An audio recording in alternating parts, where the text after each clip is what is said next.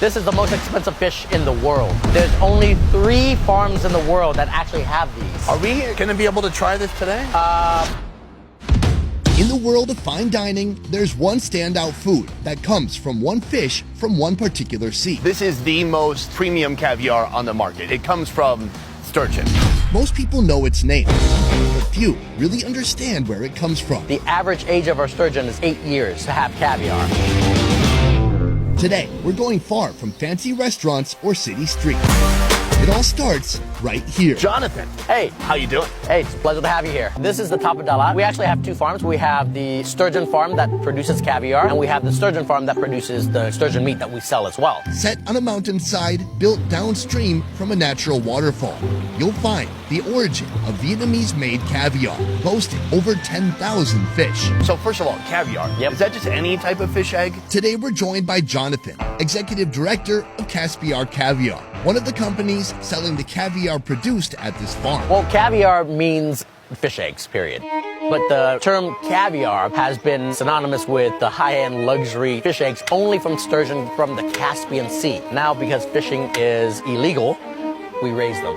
Due to overfishing, catching sturgeon in the wild is illegal. But where there's limitations, there's innovation. With caviar, why is it so dang expensive? Well, that's one of the most easiest questions to answer. Okay, good. There are 4 types of popular sturgeon species that produce top-quality caviar: beluga, osietra, sevruga, and sterlet. The average age of our sturgeon is 8 years to have caviar. Wow. This farm began with just sterlet back in 2008, and they didn't harvest any eggs until 2017, 9 years later. So why is something like salmon roe so much cheaper? Well, a salmon after 8 months has roe. Oh, it just takes 8 months. Yeah. These sturgeon, imported straight from the Caspian Sea, are raised here for at least 5 years before they start developing eggs. You never know for certain when a fish will spawn or lay its eggs. Each fish spawn at a different time. So the only way to do that is to do an ultrasound. And so today we're going to do an ultrasound for you. Shoves it in there about 2 or 3 inches. He's going to disinfect the hole. When they release it back in the water, it will actually heal. Wow, these fish are tough. The eggs for this fish came out, it's not ready yet. When it turns darker, then it gets ready. Can I eat one of these? No, you shouldn't. I wouldn't. Probably 25 cents of caviar right here. Each fish is carefully monitored, keeping track of their egg development. So these eggs are actually ready. Right. It's kind of a grayish blue. Exactly. In about 3 months, it will spawn. So we have to take the roe out before it spawns. Can I eat these? You can try. Okay. They have no flavor. Then why are they so expensive? This would be good if I had like a tequila shot. Do the tequila, lick the eggs. It just tastes like fish oil. Yeah, pretty much. I don't regret it. Okay, good. To begin processing the caviar, the traditional Russian technique is employed. He's disinfecting the fish. The fish is so clean you could literally eat off it right now. Box cutter to the gut.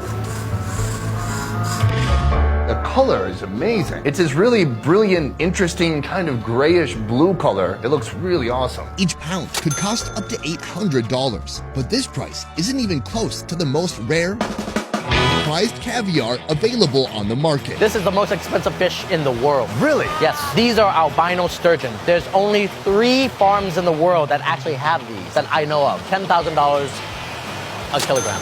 Wow. Is there any difference in the flavor, or do people just like the fact that it's so rare and unusual? There is a difference in the flavor and the color. The color is absolutely white and gold. Are we going to be able to try this today? Do you have $10,000 on you? I could get a bank loan. Well, here we are. What a fancy location. Here we are. Today we're sampling the more traditional Caviar Imperial Black Caviar and the even more rare, more expensive Sundale Golden Albino Caviar. Just another sunny day. So the last thing I saw in person was them cutting the fish and then moving the eggs into a bowl. Can you tell us what happens between there and here? What they'll do is they'll have a tammy, so like a sieve, and they'll actually roll the egg sac so all the individual eggs come out. Then they wash it, and then they'll carefully measure salt. Our salt is actually imported salt. And then we'll put it into big tins. We'll let it age for about 3 days. Then we individually put it into each tin, and we vacuum seal it. So Today I'm going to show you guys how to eat caviar on the fly. Great. Now, hold out your left hand, all right, upwards, and then make a small fist like this. This is how people eat caviar at a party. Yeah, I did not know that. When you eat it, put it onto your tongue and you let it sit for about 3 seconds. Then you slowly push it up to the roof of your mouth. The eggs would separate by itself. I've always just been seeing how fast I could eat it. Let's go. Wow. And I'm not drunk this time. I'm usually pretty drunk if I'm ordering caviar. That's great. It's really nice. This has a very distinct cashew finish, where others are peanut or almonds. Right. The water in our farm creates this flavor. I didn't know that my hand can be like the utensil. The serving, yeah, exactly. Yeah. It is. Here, albino sturgeon. I mean, completely different, a world apart, even though it's from the same species of Same fish. species, same fish. They call this on the street white pearls. On the streets. On the street. Yeah, I don't know what streets you grew up on. What you're gonna taste is the same, but at the end there's gonna be a light, salty citrus burst. You ready for that? Let's Right. burst, shall we? Cheers. Cheers. Do you get the citrus at the end? You should just say yes. Okay, yeah. 100%.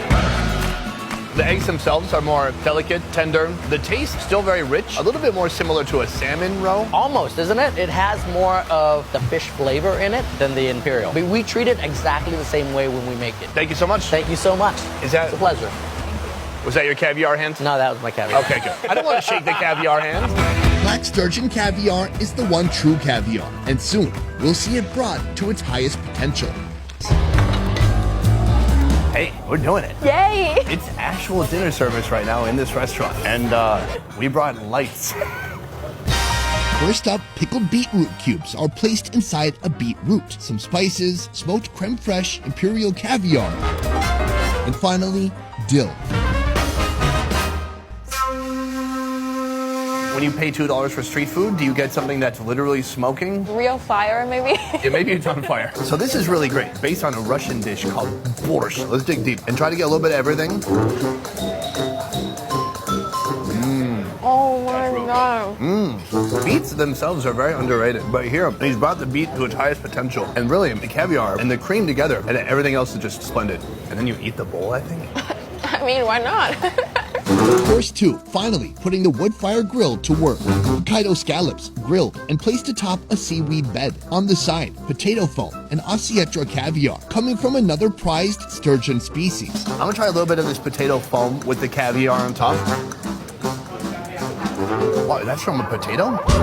Oh, that's delicious. It's smoky, creamy, and the caviar is just soft and salty, but salty doesn't do it justice. It's not the same as just putting salt on there, like that oceany kind of saltiness. I was worried at first that I was the type of person who maybe I liked caviar because it made me feel fancy, but I think I legitimately like it. Oh, that's good. You're one of them now. I'm one of them. Give it a little bit of a dip. Cheers. Cheers.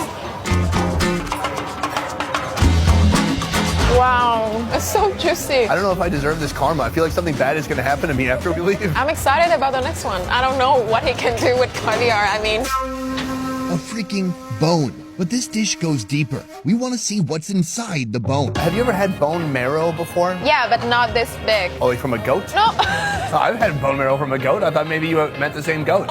This thing gets grilled, roasted, and torched until the marrow inside breaks down, becoming irresistible. Then it's topped with an abundance of Osietra caviar. Oh man, it's so heavy. This is so crazy. Oh my god. I don't know how much is too much. Okay. Cheers.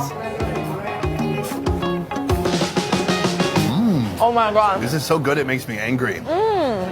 Obviously fatty and rich as heck, but something happens when he puts the caviar on there. They complement each other. I'm getting sleepy.